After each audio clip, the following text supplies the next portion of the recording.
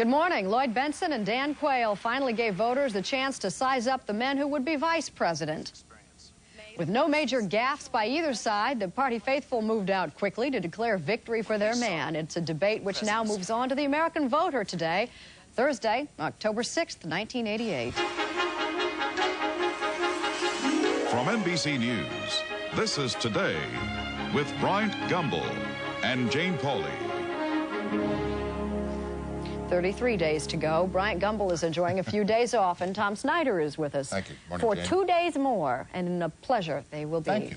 John Palmer will have more on the debate in a moment, and then we'll get some additional and admittedly partisan reviews when we talk with Governors John Sununu of New Hampshire and Mario Cuomo of New York about last night's debate.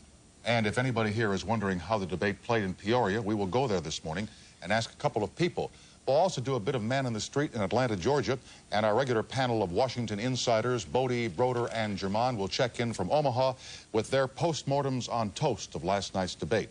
In the 8:30 half hour, we'll talk to James Caan about his first new movie in some time. It is called Alien Nation. Stand by for that. Jane. And on After 8, the student demonstrations at Boston University against new or proposed conservative dorm rules. First, let's get started at the news desk, and good morning, John Palmer. Good morning, Jane. Tom, in the news, last night's sometimes heated debate between Lloyd Bentsen and Bentsen-Quayle is drawing strong partisan reaction this morning, with each campaign claiming its vice presidential candidate came out on top. Much of the debate centered on Quayle's fitness to serve as president, should that situation arise. There were also lively exchanges on the economy, Social Security, and a dust-up over Quayle comparing himself to the late President John F. Kennedy. Correspondent Andrea Mitchell is at the site of last night's debate in Omaha and has a report. Morning, Andrea. Good morning, John. Well, Bentsen-Quayle needed to dispel widespread concerns among voters about his qualifications. While he was clearly very well coached, what is not clear is how well he scored in his effort to be presidential.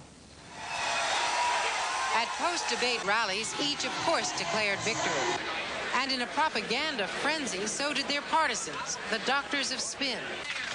Quayle said he was glad the qualification issue had been raised repeatedly. Because it gave us 3 different times to talk to the American people about what I'll do for the country. But when asked during the debate what he would do if thrust into the Oval Office, he was vague. First I'd say a prayer for myself and for the country that I'm about to lead. And then I would assemble his people and talk. The most dramatic moment came when Quayle said he was as qualified to serve as John F. Kennedy had been. I served with Jack Kennedy. I knew Jack Kennedy. Jack Kennedy was a friend of mine. Senator, you're no Jack Kennedy. The toughest moment for Bentsen was when he tried to explain why he invited lobbyists to pay $10,000 to have breakfast. $10,000.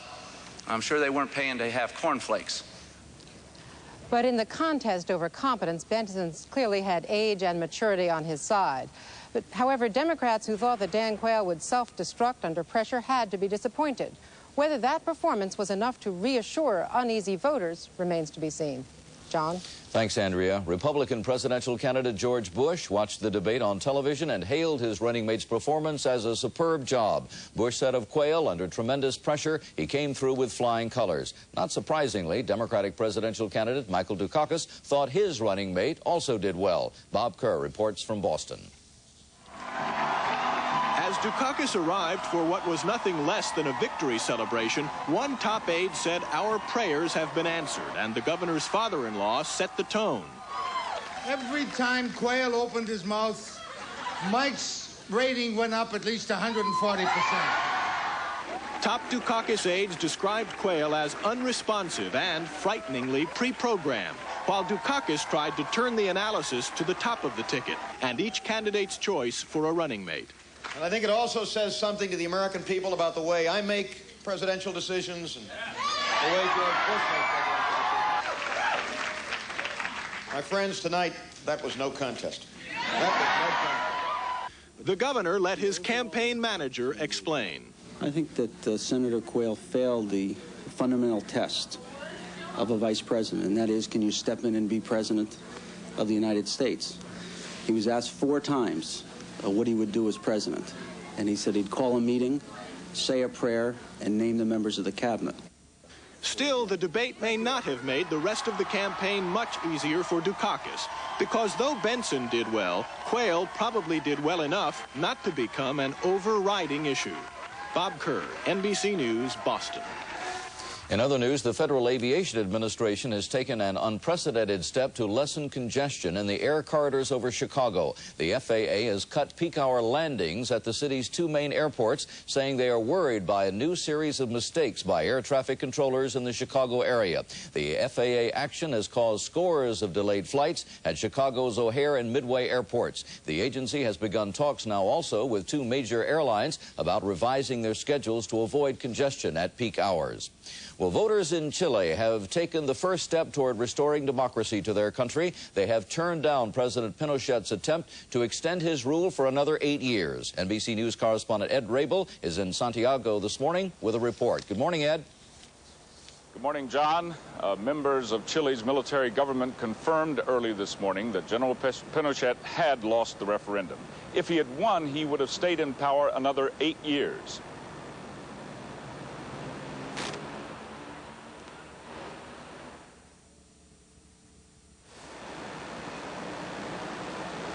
Must give up power immediately, but it does set the stage for open elections next year. The 72-year-old dictator declined to comment last night on reports the voters had turned him down. Small, spontaneous celebrations occurred in Santiago's poor neighborhoods. People here called for Pinochet to resign. And in the more fashionable sections of Santiago, people took to the streets to hail what they called their victory over dictatorship. What do I expect? For the people of Chile, the great majority, to come out on the streets to celebrate this victory. And secondly, to be very calm, to understand that this is a stepping stone. This does not mean the end of Pinochet. John, opponents of Pinochet are concerned that he may not abide by the outcome of the voting, that he may use what he terms the communist conspiracy here to remain or stay on as dictator. They say that the transition to Western-style democracy will not be easy. Thank you, Ed. In sports, the National League playoffs are all even this morning. The Los Angeles Dodgers took Game 2 last night with a 6-3 win over the New York Mets. The Dodgers jumped out to an early lead in the game, knocking Mets pitcher David Cone out after just 2 innings. New York was threatening, though, with the bases loaded in the top of the 9th and 2 out. But Gary Carter's fly ball to right field was caught, ending the game and the evening up the series at 1 apiece. Game 3 comes tomorrow night in New York. It's now moving up on 8 minutes after 7. Here's Jane. And it's time to find Willard Scott. You're not Willard. No, I'm not, no. Well, in fact, I'm not even Then mic'd. why do we have a 2-shot? I'm already at 8:25 this morning. Then you do the weather. And by the way, it looks good. Two-shot, yeah. There he is. Oh, my heavens. I know her anywhere. Aren't I lovely? Aren't I grand? Don Snyder, the great pharaoh, says you will never work again. But what's new? Hey, we're near, it's beautiful Charlotte, North Carolina, the Queen City of the South. Vanna White back there is getting ready to change the numbers. And this is the famous Ramsey exhibition that came all the way from Egypt. It's toured the United States, and now it is in Charlotte, here at the Mint. Beautiful Charlotte, North Carolina. It will be here through January. One of the most spectacular of all displays to ever travel around the world. That incredible Ramses, who ruled over 3,000 years ago, did the Olympics and thought once he was even Brian Gumbel. Let's check the act this morning and see what we have. It is chilly this morning, brothers and sisters. I mean, it is cool out there. Chicago, 32 degrees. This morning. How about that? Toledo tips in at about 27. Elkins, West Virginia, tops that at 26 degrees today. Look out for frost and freeze warnings as far south as Asheville, North Carolina. 36 degrees down there this morning, but by tomorrow morning, it'll probably be even colder yet. Look out for more cold weather throughout the Great Lakes, the Ohio Valley, interior New England and the Northeast, the southern and central plains, and the Tennessee Valley. Also, a lot of fog this morning, maybe some delays later on this morning. Most of that in Seattle, most of that fog stretches along the west coast from Seattle all the way down to San Diego. Some rain showers, too, in parts of the western range of the Rockies and also down through parts of the central plain states. Here's what's happening in your world, even as we speak this morning. Good morning, everybody. I'm Bruce Schweigler. Patches of dense ground fog will burn off. It'll be sunny. And then at midday through the afternoon, we'll have some fair weather clouds developing. Highs chilly, only in the lower to mid-50s. A happy birthday wish this morning to Celia Krieger of Mainline, Philadelphia. She is 100 years old today. And now the great pharaoh speaks as we throw it back to Jane Pauley, Queen of the Nile, or at least Queen of the Hudson. Or is it the East River? Jane? Thank you, Willard. On Close Up this morning, the Bentsen-Quayle debate. Both camps agreed going into last night's encounter that it was to be one of the crucial tests of this long campaign. There's probably less agreement on who's up and who's down coming out of the debate. New York Governor Mario Cuomo is a key advisor to the Dukakis-Benson campaign, and he joins us this morning at our NBC affiliate in Albany, New York, WNYT-TV. And on the Republican side, New Hampshire Governor John Sununu is a Bush Committee national co-chairman, and he's at the Civic Auditorium in Omaha, where the debate was held. And governors, good morning. Thank you for being with us. How are you today? Governor Sununu, the conventional wisdom was that Senator Quayle needed to meet a presidential standard, perhaps a minimal one. Did he? Oh, I think last night Senator Quayle, Lloyd Bentsen both demonstrated they're sound candidates for vice president, and they can serve as president if necessary. I think what happened last night is the focus is now coming back to George Bush and Michael Dukakis. As uncomfortable as the Democrats might be with voters looking at Michael Dukakis, the last 5 weeks are going to do that. Governor Cuomo, how long are we going to continue looking at Senator Quayle, whether he did well or poorly last night? Does Governor Sununu make a good point that the point is Dukakis, not Bentsen or Quayle? My friend John Sununu, who himself would have made an excellent vice presidential candidate for Vice President Bush and was one of the many competent people who was overlooked, makes a very good point indeed, especially if you're a Republican. If you're a Republican after last night's debate, you should start concentrating on the top of the ticket. It doesn't make much difference what Sununu or Cuomo say. The American people who watched that debate last night have to decide which one of these two would I have sitting across the table from Gorbachev or sitting in the White House with his finger poised over the button that could begin a war that would devastate the world. Which one do I want going to Congress to talk about debt and deficit and trade and all these complicated issues? And that clearly was Lloyd Bentsen. But Governor Cuomo, typically voters do not really factor in the vice presidential candidate when they make a decision of which presidential candidate to vote for. Do you think this year will be the exception to that rule? Well, Jane, I don't know how you can say that. After the people of the country were told last night by credible media people that it's a 50-50 chance that one of these people is going to wind up as president of the United States, how you can suggest that the people, having been told that, will discount it and say, I don't care that it's 50-50 one of them be president. I won't consider that. I think the American public's a lot brighter than that. Now, I can't tell you how they decided it.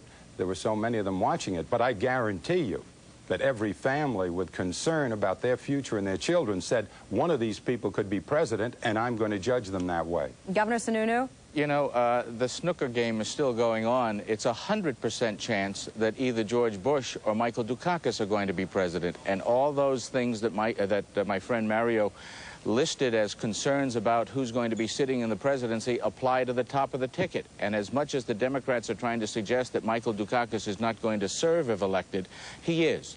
And the American people don't want somebody with that liberal philosophy and that lack of experience serving as president. Jane, I think you ought to pay close attention to what's happening here. Do you hear the word liberal? Now it's time to go back to the labels, because they showed you the inside of the package, and it was devastating to the Republicans. The top of the ticket is, of course, the most important thing. And when you judge the top of the ticket, remember the judgment they showed in picking a vice president. Dukakis picked Lloyd Bentsen. Bush overlooked what competence there was in his party to pick Dan Quayle, who last night looked like Johnny Carson playing Karnak. He started with the answers and he looked for the questions. So when you judge the top of the ticket, judge them by the people they select. But Governor Cuomo, didn't the Democrats, who with 33 days left down 2 to 10 points, really need Senator Quayle to make a big mistake? Jane, I was down 20 points with 8 days to go against Ed Koch, and I won going away. Forget the polls. The American people are not that stupid. The American people are going to wait until the end of this thing. In the last 4 days, they're going to add it up. Dukakis is smarter. He's cooler. He's more competent. He's the only one who ever ran a complicated government, balanced budgets, cut taxes, put people to work. Governor Sununu, you have the last word. George Bush's one job was in charge of stealth at the CIA. I remember when Governor Cuomo and Governor Dukakis weren't ashamed of their liberal philosophy. Now they seem to be running away from it. The voters no, I'm not ashamed of the philosophy. I'm not ashamed of the philosophy. I resent labels. You just don't want to be identified with it. The voters are going to look at experience. They're going to look at who's going to deal with Gorbachev. They're going to look at who has the capacity to lead this country starting in January, not in some hypothetical situation downstream. George Bush is that man. George Bush is going to be elected in November. And we're going to leave it at that, gentlemen. Thank you. We have more to say about the debate, and you'll hear it in a moment from people in Peoria and people in Atlanta, Georgia. But first, this is Today on NBC.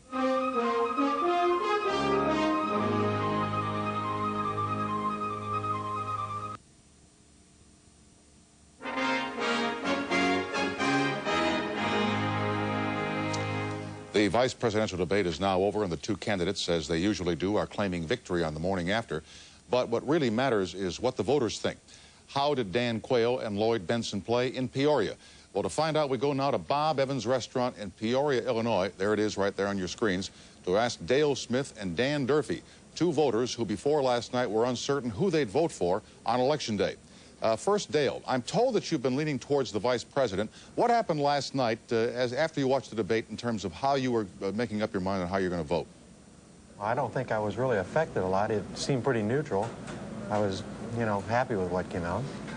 Happy in what sense? What did you like about what Dan Quayle did last night? He seemed to hold himself well. I don't think he really went off on any tangents, and he stayed pretty much to what he was trying to get through to the people, that he was a capable person in case of the event that he would have to take over as president. Did your opinion of Dan Quayle last night pretty well measure up to your opinion of Dan Quayle when George Bush first picked him? I didn't know anything at first, and now I've learned a lot about him. He's under a lot of pressure from the questioning. Dan, you've been tilting towards Michael Dukakis, I'm told. How did Bentsen's performance or Quayle's or the combination last night affect your assessment of the campaign? Well, I think it kind of verified in my own thinking that Quayle was a poor choice as a running mate. I think Bentsen acquitted himself very well, and I think he displayed a knowledge of the facts and of things in general that Quayle didn't show. I think Quayle appeared very uneasy, particularly with respect to his answer about what he would do if he were suddenly president of the United States. When he answered, the first thing he'd do is say a prayer. I beg your pardon? I say when he answered, the first thing he would do is say a prayer. That answer, in your view, made him look weak. Yeah, I didn't think that his answers were very good in that regard. What about Bentsen here almost preaching to Quayle? Did you get any sense of that, lecturing him much as a teacher would lecture a student? No, I didn't feel that way.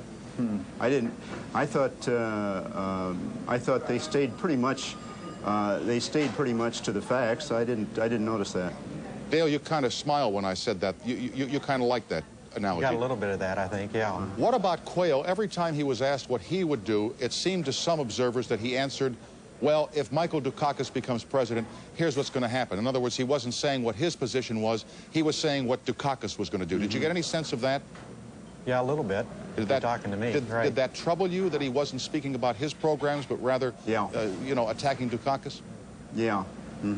He wasn't staying close to home. He was constantly going back to the Dukakis thing. Gentlemen, thank you very much. And now let's go down south to Atlanta, Georgia in particular, where debate watchers Beverly Moore and Gregory Maye are standing by on Peachtree Street. Good morning to both of you. Hello.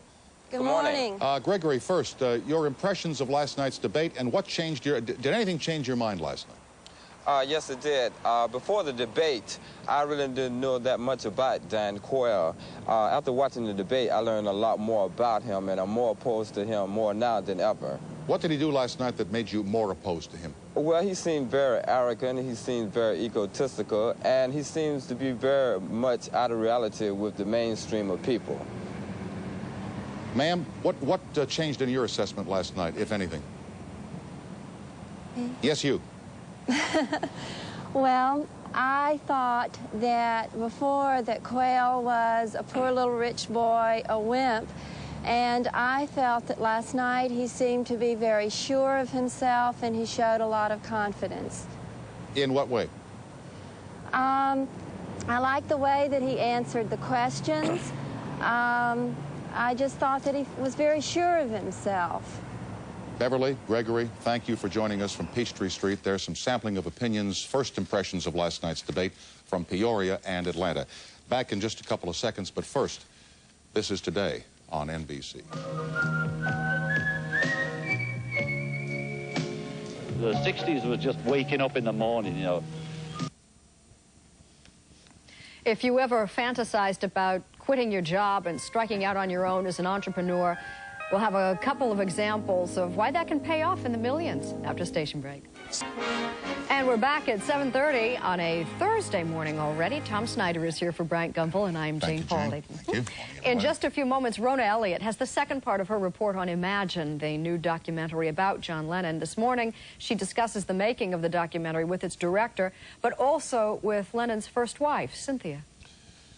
If you are still wondering who won the vice presidential debate last night, it'll not be official until we hear from our panel of Washington insiders. Once they talk, then the results are actually put up on the board. We'll do that in this half hour with Misters Bodie, Broder, and German. They're all set to go, so stand by there. Snarling. You know, at this hour of the morning, some of our viewers don't appreciate irony and are very literal. So you were intending to speak ironically. I just wanted to pass that along because he always does. And Jane, please don't interpret for me. This audience knows exactly what I'm saying at all times. All right. They know that once Germond and Bodie and Broder put the stamp on it, then that's the end of it. Then, okay, then we'll cancel the election on November 8th. All right. Okay, it's fine with me. Save a little time. You're happy? I'm Here's happy. John Palmer at the news desk. Thank you, Jane. Tom, in the news, Lloyd Bentsen and Dan Quayle. Well, both say they are very satisfied with their performances last night in the vice presidential debates. During that debate, the two clashed on Social Security, the environment, and contra aid, and on the qualifications of Dan Quayle. By far the most heated exchange came when Quayle said that he had as much experience as John Kennedy had when he sought the presidency. Bentsen responded saying, "Senator, you're no Jack Kennedy," a remark that Quayle said was uncalled for. Reaction was immediate and predictable, with backers of both campaigns trying to put the best spin on the outcome of the debate. Republicans called the Jack Kennedy comment by Bentsen a cheap shot, while Democrats called it a knockout blow. And the two sides had differing views of Dan Quayle. I think that the country got a look at Quayle. They saw somebody that was sort of acting like a robot, giving canned, preconditioned answers to questions. They didn't get spontaneity from him one bit. I'm really upbeat. I thought it was a solid performance. Should put to rest. Should really put to rest any question about qualification and ability for Dan Quayle. George Bush said that he was very proud of Dan Quayle, calling his performance in the debate outstanding and commanding, and saying that his running mate hit a home run. Michael Dukakis had high praise for Lloyd Bentsen, saying the debate was no contest. Later, both vice presidential candidates met with their supporters in Omaha. Quayle said he felt great about his performance. I got just one small question to ask. Did we win the debate? Bentsen told his supporters he enjoyed the debate with Quayle, although he had his own assessment of who won. You know, I stood up there for 90 minutes listening to Senator Quayle say what he was going to do if he was president of the United States, and I still didn't know. This morning, with the debate over, both presidential candidates and their running mates are back on the campaign trail. Michael Dukakis will head to Texas, where he'll attend a rally with Lloyd Bentsen. George Bush is also in Texas this morning. Quayle heads to Missouri, Florida, and to Tennessee. In Chile, President Augusto Pinochet is the big loser this morning after Wednesday's referendum. In the voting, people were asked to say yes or no to another 8-year term for Pinochet. Most people said no. Pinochet now must call for an open presidential election in Chile to be held late next year, with the winner assuming power in 1990. His defeat touched off a night of celebrations in the capital, Santiago. Many people are now calling on Pinochet, who seized power in a coup 15 years ago, to resign. The best-of-7 National League playoff race is all even this morning. The Dodgers lead in their series with the Mets with a 6-3 win last night. Game 3 in the National League comes tomorrow night. In the American League, Game 2 will be played tonight at Fenway Park in Boston, with the Oakland A's leading in that series 1-0. It's now 7:34 1/2. Here's Jane. And thank you, Jim. Willard has a check of the weather for us in a moment, and then we'll see how the new documentary about John Lennon was put together after a message. I don't know about you, but I can't wait to see what Willard is wearing now. Oh, good. Basically, yes. Oh, no. These are two of my biggest fans on either side of me. You can imagine. Isn't that nice? This was the original, check this. This was the original Fetters air conditioner. Is that bad, Milton? Very bad. Thank you, Milton. You're not supposed to say that. I'm your guest in your house here. Milton Block is the director of this marvelous mint museum. Actually, this the Pharaoh exhibition has been to, what did you say, 5 other cities? That's right. We're number 6. And it's marvelous. How did you, somebody told me you won this in a poker game. Is that right? Well, not quite. I learned the key to success from one of my friends that we play cards with, and when we were about frustrated about getting the exhibition, he told me, he was a lawyer, he said an Egyptologist had come into his office for some help. She was going back to Egypt the next day, visiting Charlotte here.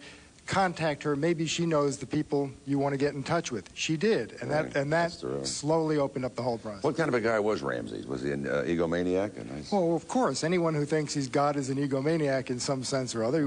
But on the other hand, he was the greatest king of Africa and one of the greatest builders of all time. Well, it's a great exhibition. It'll be here through January in Charlotte, North Carolina, and the Mint Museum is sensational. They used to make gold coins here. If you have an old one with C on it, it was minted in Charlotte. Check the Weather Act this morning and see what we have.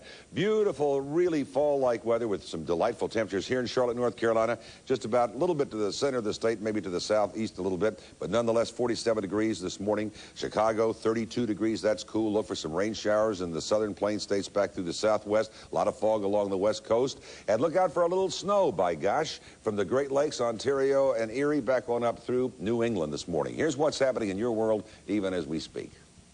Hi, everybody. I'm Bruce Schwegler. Moisture around last night saved us. We didn't get a frost. We will get one tonight. That moisture created ground fog this morning. It'll burn off, becoming partly sunny, high temperatures, lower 50s. Williams of Oak Grove, Missouri is 106 years old today, and we wish her a very happy birthday. Maybe she'll make the pharaoh's age, who's 3,033 years old, or something like that. Anyway, come see us in Charlotte, North Carolina. We'll see you in a few minutes. And now back to Jane Pauley, the Queen of Egypt. Thank you, Willard. John Lennon would have been 48 this Sunday. And the new film about his life, Imagine, opens this week in honor of that day. In the second of her 3-part series, Today music correspondent Rona Elliott tells the unusual story of what went into the making of Imagine. Imagine there's no heaven, diddle-do. It's easy if you try, diddle-do. No hell below us, diddle-do. The film, which takes its name from Lennon's signature song, follows his career from the heady Beatles days to his reemergence at age 40, shortly before his death. It uses the exceptional visual record kept by Lennon and his wife, Yoko Ono.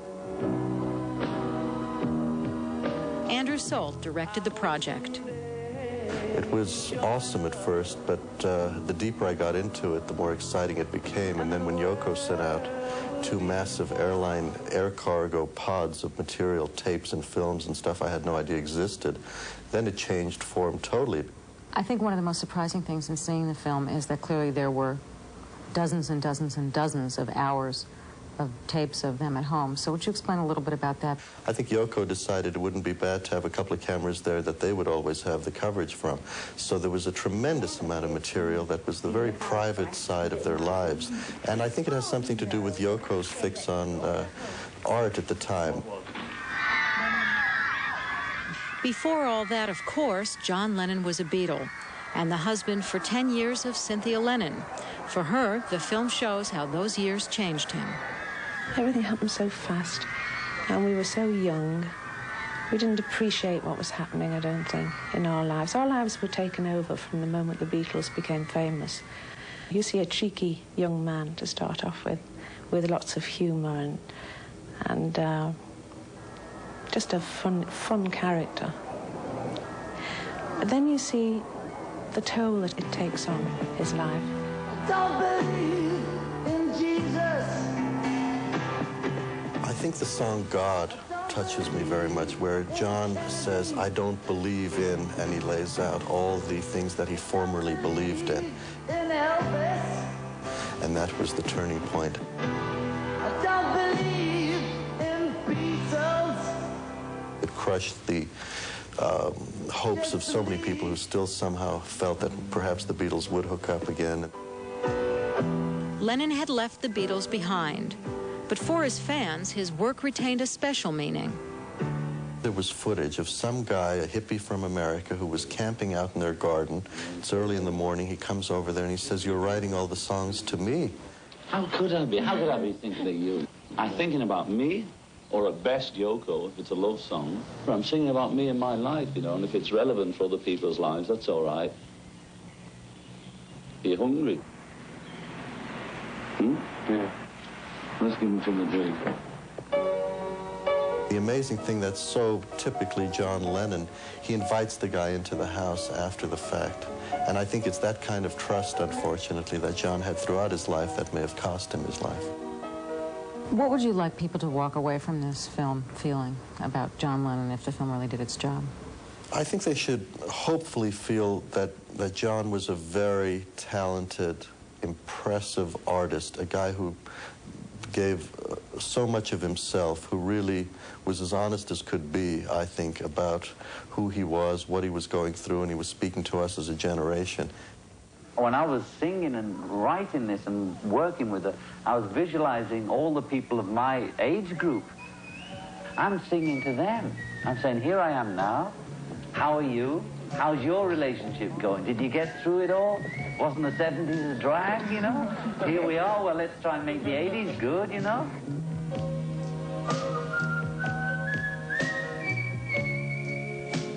The 60s was just waking up in the morning, you know, and we haven't even got to dinner time yet. And I can't wait, you know, I just can't wait. I'm so glad to be around. For today, Rona Elliott, NBC News, New York. And we'll be back after these messages.